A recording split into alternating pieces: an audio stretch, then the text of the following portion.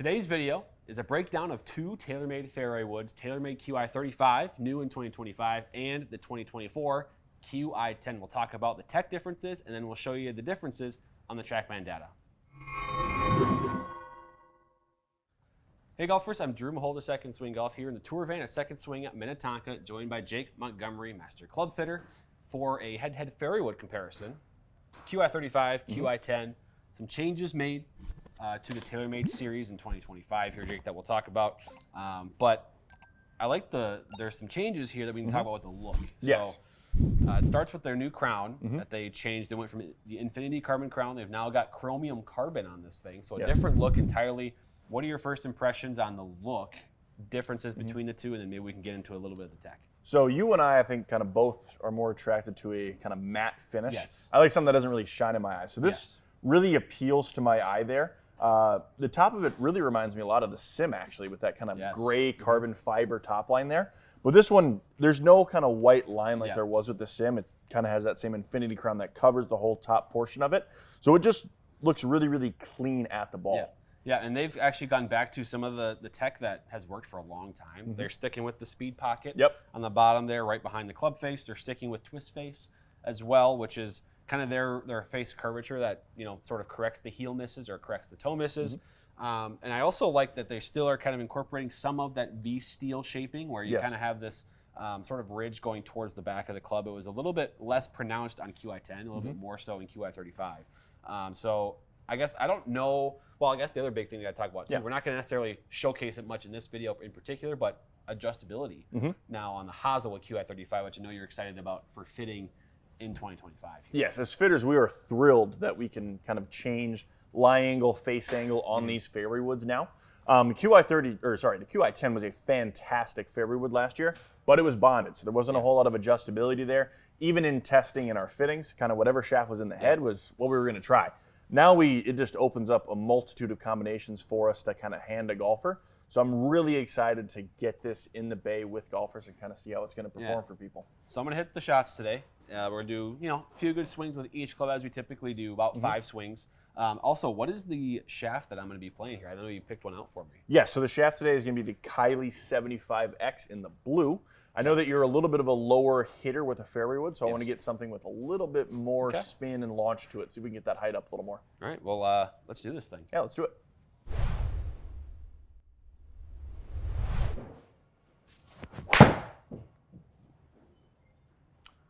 Not a bad one to start. Yeah, that was definitely a little towards the toe, which knocked that spin down. But I mean, I'll accept that result for sure. Yeah, a little push there. Yep, just a little bit. I like that spin number a lot more though. Yeah, that's kind of where with 3 woods, it's a little different for a lot of golfers. Where most players are using this just to advance the ball. Yeah. But is there a spin number that you're looking for necessarily out of these? So right around that 3,400 RPM number is where I'm looking for most people at your speed. If we're swinging a little slower, I'm okay with us getting closer to 35 to 3,700 just to give it a little more hang time. But I mean, that right there, 131 feet in the air, 46-degree land angle, you're going to have no problem carrying that onto a green and getting it to stop relatively quickly while still having a lot of distance. Yeah. Ooh, that was even more right, probably. Where'd it feel like you caught that one on the face? That was toe. Yeah, explains a little low spin despite it being right. Yeah, that was toe and with an open face. I'm actually surprised it didn't go farther right. That one was hit well. Yeah. There's the draw. Plenty of height there, too. I mean, still 100 feet in the air. Yeah, that spin is a little low, which I think partly could be due to the fact that I hit up on that one. Yep. With a draw, so it's going to spin a little lower. But that one, it's powerful. It's powerful. All right, that was a little behind the ball, so spin's going to be down again. Oh, that's good. That's way better. 119 in the air. I mean, that's that's probably the best one we've hit so far. This shaft Very forgiving. This shaft you picked also is working. Good. Launching it a little bit higher for me. That's good. Little thin. Yes. Wow. I feel like, this is a first sort of,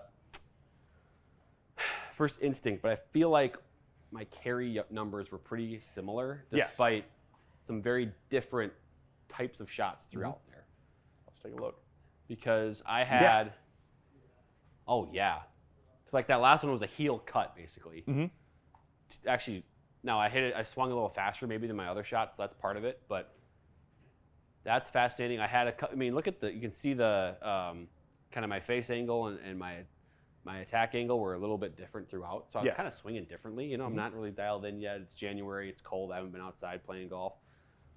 But the carry distance is pretty similar for every one of them. Yeah, I mean, the two things that stand out to me right away is the height has a window about 16 feet, and then that carry is only about 2.5 yards variance. To me, that's a very consistent fairway wood. If it's going the same distance on its carry and the same kind of height and trajectory, I know it's going to perform pretty consistent for a player. Because, I mean, height and distance is really what you're looking for out of a 3-wood. Right.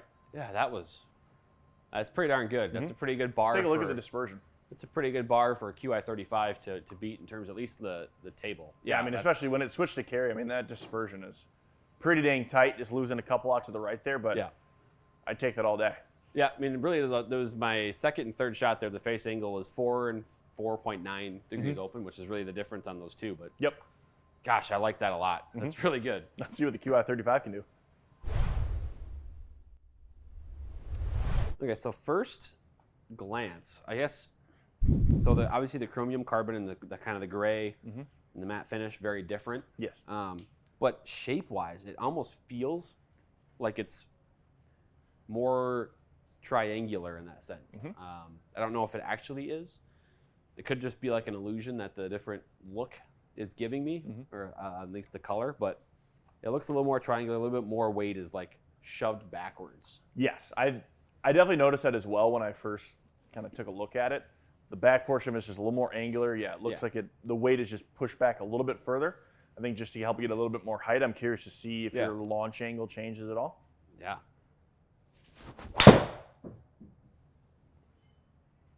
Yep. Okay. Similar little fade there. Somebody watching this right now is going to be like, I thought he played a big draw. Yeah. You know? And yes, I've been working on the swing a little bit with trying to keep things neutral. So, but that was good. That felt very powerful. I feel like the sound is maybe a touch louder. Yeah. Maybe. That's only one swing though.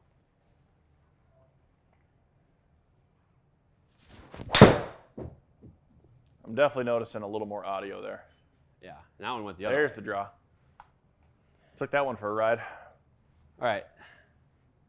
So the funny thing though is two very different golf shots. Those carry distances are right next to each other. All right, and that's the best one of the day. I think. Yeah, that sounded fantastic. Yeah. That just felt. Oh, that felt good. I mean, your last two shots here have been north of 160 ball speed with a 3-wood. Yeah, the last one was 1.5 smash factor, I think, wasn't it? All right, let's see some performance on miss hits here. That was behind the ball a little bit. Just about 260 carry. Yep. And a lot of height out of that. Yeah, which I think is, I mean, because I hit behind, it's probably Kind of top high of the in the face face. there too, so that was probably part of it. But I mean, 141 smash, you get the ball going 280 total. That's fine. That's more than fine. This doesn't turn over too much. That could be good too. Yeah, just close it a little bit. Kind of felt the face close there. Yeah. But even that was still 265 carry. That's the number. That's the magic number right now. Is like mid 260s carry for everything.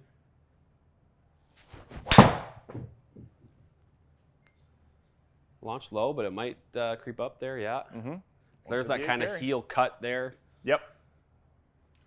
I definitely don't mind that shot shape for you. Yeah, and that's the cool part about this is I can hit a heel cut and really with both clubs and get completely away with it. It's totally fine. Interesting. So we definitely saw a little more ball speed from the Qi35. I mean, that jumped up about 4 miles an hour, and your club head speed only picked up about 1.5 miles. Smash factor at 148 there. Launched a hair lower. I mean, your spin rate's within 30 RPMs. Carry separated by about 4 yards there. Saw a little more variance on that, but a lot more distance. Yeah. One thing I actually want to see here, maybe for the fun of it, take out one of my Qi10 ones that had the face way open. Yeah. And I say that maybe maybe it's shot 12 there, or 13, whichever one. Yeah. And I say that because I wanted to see okay, landing angle and height are they felt very similar. Very similar. I just had the one with the Qi10 where my face was way open and it kind of skewed things a bit. I feel like that's a little more sort of representative because I didn't really do that with the Qi35 as badly. As you can see now there too, the face angle is closer to each other. I still a little more open average with the Qi10, but I think a couple of takeaways. Qi35 was more efficient, just like smash factor was more efficient, more ball speed. Even though I was swinging it maybe a touch faster, it was just more efficient, and that resulted in more distance. But I think I was impressed by both in how I could put different swings on them, hit the ball in different spots on the face. You know, I had some shut ones, I had some heel cuts, I had some toe contact, maybe the ball behind kind of knuckleball effect, and the carry distances on both are very consistent, especially so with the Qi10. Yeah. I mean, I think that's a lot of the reason why the model last year, the Qi10, was so popular, and then what I think the Qi35 is going to be is a lot of ball speed from all over the face. I mean, especially if I had someone that was looking for a lot more distance out of a fairway and they didn't quite hit the center every time, that Qi10 Max with that bigger head, we still retained a lot of ball speed, even if we were catching on the heel or catching on the toe. We're still getting it out there pretty good. Curious to see how the dispersion compares. I have a feeling the Qi10 is a little bit better. A little bit tighter. Just because I feel like the misses were... we just had a couple more pulls in there. Yeah. Yeah, a couple of face closures with the Qi35, but the Qi10 dispersion is very good. Yeah, it was real tight. So I think we can kind of see here, again, these are just a few swings, not like a large sample by any means, but Qi10 was very forgiving, very, this much better dispersion in this particular test. A little more speed, though, at a Qi35, I think. So there's kind of it's a give and take of maybe what you're after. Also, budget, is a concern here, too, with the one club being a year older. So for sure. Two awesome options, though. I mean, two really good options here. Jake, do you have any further thoughts from this little test? I mean, I would say the biggest thing that jumps out to me really is that difference in ball speed. Yeah. I mean, now you were swinging, again, a hair faster, but a 4-mile-an-hour jump in ball speed is pretty significant, especially in a fairway wood. For a company that releases a club every year, it's a little harder to kind of see a bigger jump one club to another. Yeah. But I think that's a pretty significant change there. Just saw a little more distance. I think the consistency was a little more swing related than anything. We just saw a little more face closure with the Qi35 there. I mean, both are really, really good options. I think it's just going to kind of come down to coming in, test, and see what option works best for you. Yeah, and again, with the, we have now, there was a fitting head that we were able to use in the base here where you could adjust the Qi10 in a fitting, but on the golf course with the one that you actually ordered in that particular scenario, you wouldn't be able to use the adjustable hosel with the Qi10. You can with the Qi35. Yeah. So that's something to note, too. Great example of that for you. I'd probably give you a 5 wood that I would de-loft a little bit. Really? Flatten out the lie angle, open the face up a little bit more, give you a little bit more loft as well just to gain a hair more height. But it would just kind of help avoid that left miss because for you, a right miss really isn't too bad. It's not leaking off too much. Yeah. But when we get that face closed, then it really kind of trails we left. Get in trouble. Yep. Yeah. Fair enough. Well, Jake, thanks for joining for this one, a head-to-head of Qi35 versus Qi10. As you said, golfers go get fit to see which fairway wood fits your game.